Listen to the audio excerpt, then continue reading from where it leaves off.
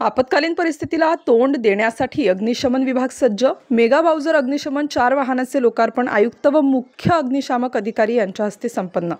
नाशिक महानगरपालिकेच्या अग्निशमन विभागाच्या ताफ्यात आणखी 4 महत्त्वाचे व अत्याधुनिक अग्निशमन वाहन मेगा बाउजर आज दिनांक 17 जुलै 2025 रोजी औपचारिकरित्या दाखल झाले। या नव्या वाहनाचे लोकार्पण आयुक्त तथा प्रशासक मनीषा खत्री आणि मुख्य अग्निशामक अधिकारी संजय बैरागी साहेब यांच्या शुभ हस्ते करण्यात आले। या लोकार्पण कार्यक्रमाला Shri Dattatray Gade sir, Shri Pradeep Borse sir, Shri Shivaji Matwad sir, लिफा श्याम काळे, श्री राजू पाटील, फायरमन रमाकांत खारे, विजय नागपुरे यांच्यासह ट्रेनी फायरमन मोठ्या संख्येने उपस्थित होते।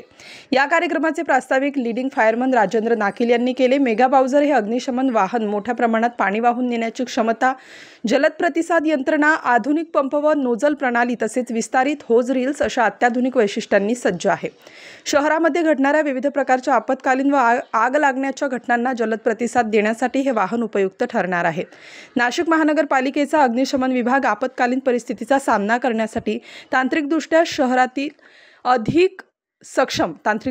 अधिक सक्षम व सज्ज होत आहे।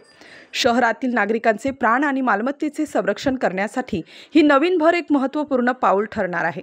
स्टार न्यूजसाठी मोहसिन पठाण, नाशिक।